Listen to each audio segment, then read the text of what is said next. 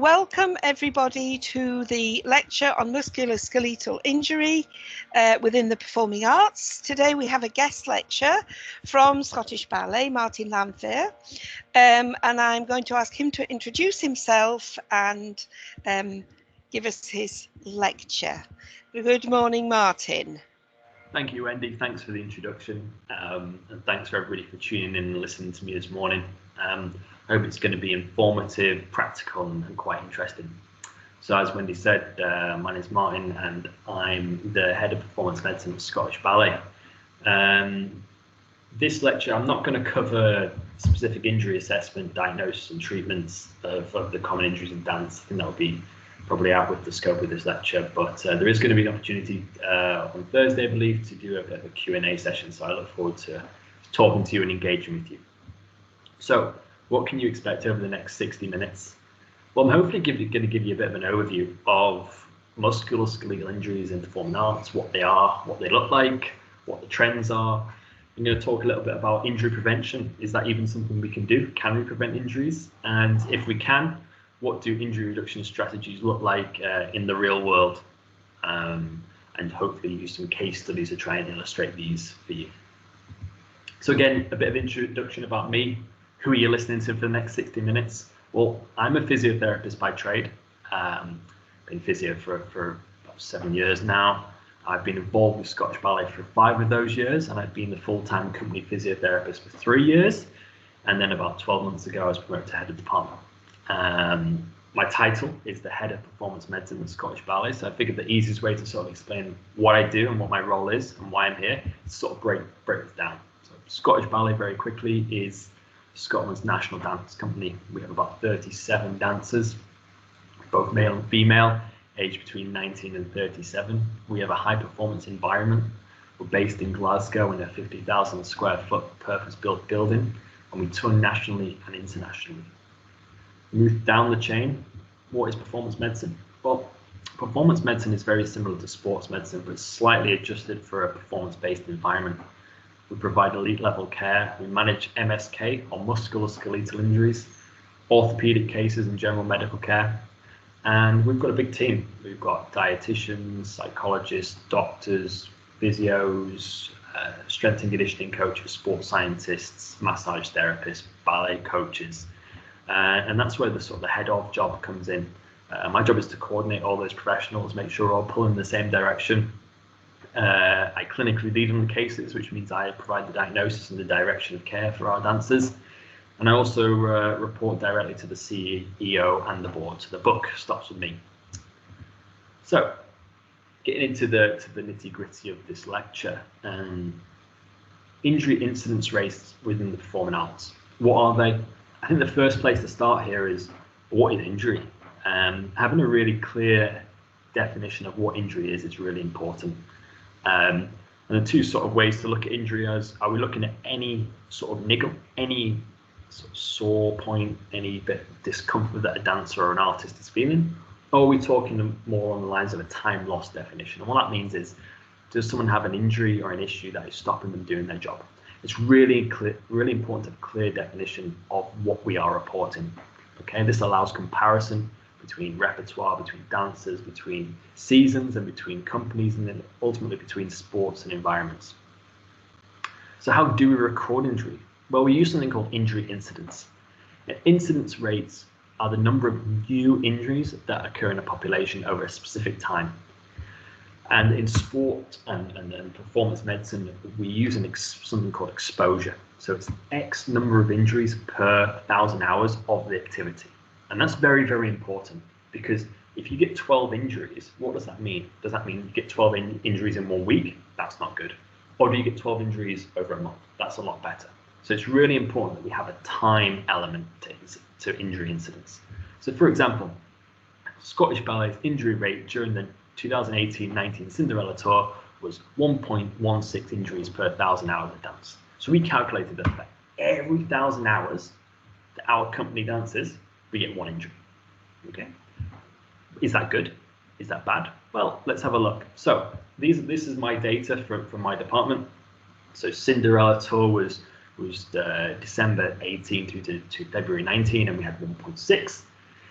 1.16 injuries, and then it sort of spiked a little bit. This was a very heavy spring double bill tour where it went up a little bit, and then it came down again to the Crucible, which is about, so for every 1,000 hours of dance during the Crucible season, we've got about half an injury, and then Snow Queen. So this sort of gives you an idea of where the injury rate sits for professional dance. And what I've also included here is what are the industry norms. So what's normal for a professional dance company? Well, the injury norm is 1.24 injuries per 1,000 hours of dance. So at Scottish Ballet, we sit in and around what the industry norm is.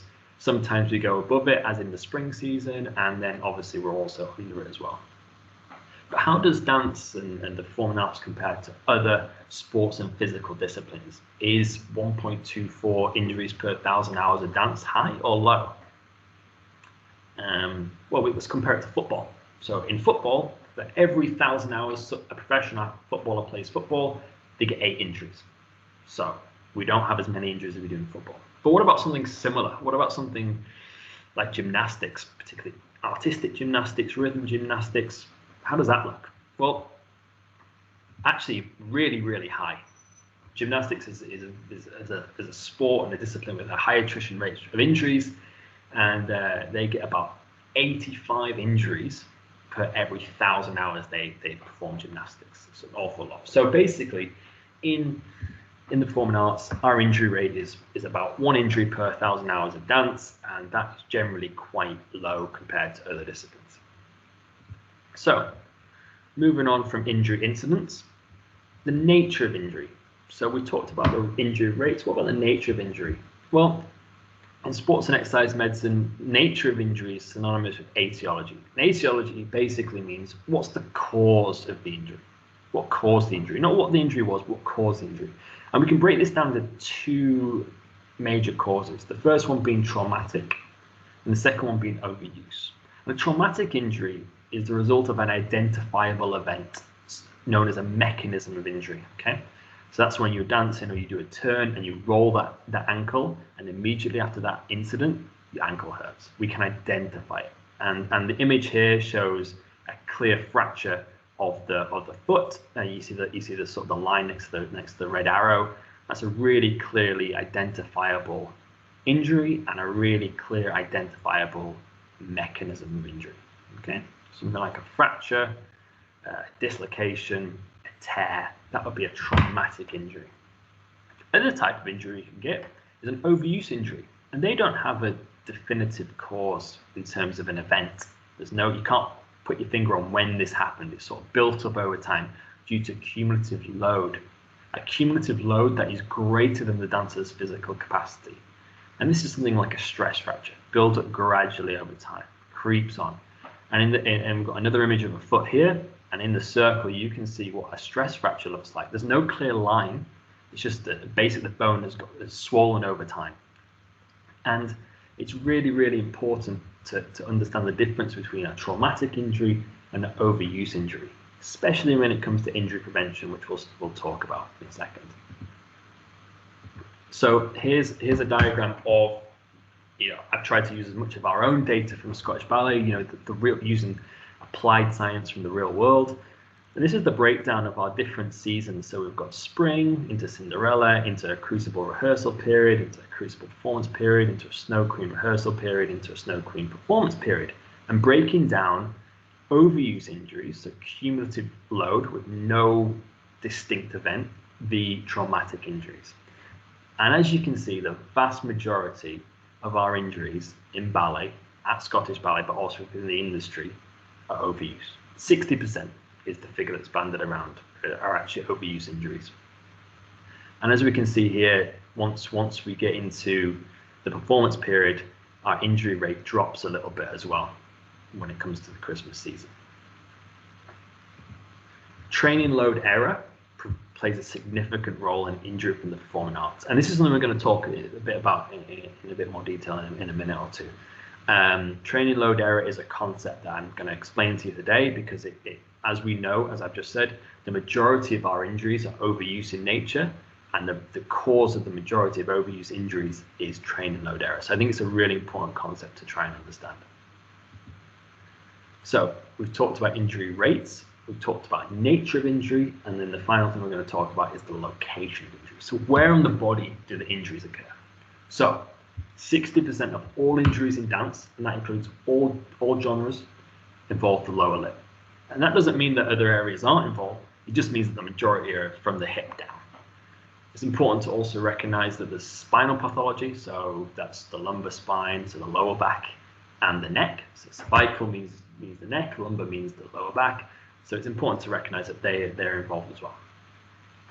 And it's also important to understand that the location of injury can depend on gender, more to do with the relation of the roles that certain genders do in terms of lifting and turning and jumping, and also the nature of the repertoire. So for example, male ballet dancers sustain significantly more shoulder injuries during a classical season. The reason for that is obvious. It's due to the partnering, the extent of the partnering, the repetition of the partnering, and lifting over and over and over again. And as we see here, this is some research from a couple of years ago from Bono and Royal Ballet, looking at the different areas. So we start with on the left-hand side, the neck, and then work down the shoulder, the arm, to the back, and then down the lower limb, and also split it up male and female.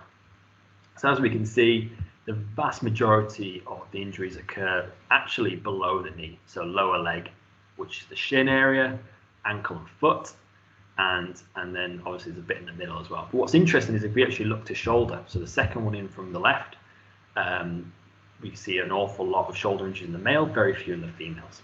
Okay, but if we look at the lumbar spine, we've got far more females getting injured in that region than males, and that's probably due to the sort of combres and the arabesques that we may see in a ballet season. I think what's really interesting for me, when I speak to other physios that work outside of ballet and dance, they go, "Oh, you must only see foot and ankle injuries." Well, that's not strictly true. Here's a little snapshot from our spring season of the injuries that we saw, and as you can see, it's the whole body. So whilst I do specialize in foot and ankle, and we as dance practitioners should understand what the foot and ankle and the lower leg involve in terms of injury, it's also important to have a good understanding of the whole body, which keeps things clinically quite interesting, I must admit. So, in sum, an injury profile in the performing arts can be broken down into a number of bullet points. First of all, we know that injury incidence is the number of new injuries we get in a set period of time, and we measure this over 1,000 hours of exposure. And this is really important. It allows comparison. Okay, but why is the injury rate so low? Yes, it might be because injury rate is low in ballet and dance, but it also might be due to the sort of poor level of research and the poor reporting that often happens within dance. Nature of injury, we know there's a difference between overuse injuries and traumatic injuries. Traumatic injuries have a defined mechanism that we can pinpoint. Overuse injuries are down to cumulative load, and we know that in the performing arts, overuse injuries are more common than traumatic injuries. Location of injuries, we know that the lower limb is the most commonly affected area, followed by the lumbar spine, which is the lower back, and the hip and the neck. And then finally, one thing that's quite interesting when we compare it to other disciplines and other sports is that actually the rehearsal period we sustain more injuries in the rehearsal period than we do in the performance period. And that's just due to the repetition, okay? And then if you compare us to other sports like gymnastics or football or anything like that, they tend to get the most of their injuries in the competition, in the performance, during the season. We don't. We pick it up in our rehearsal period. And now that we understand etiology, which is the cause, as I said before, which are all these things here, now that we understand it, now we can look at, is there a way to address it? And that's what we're going to talk about next. Can we prevent injuries in the performing arts?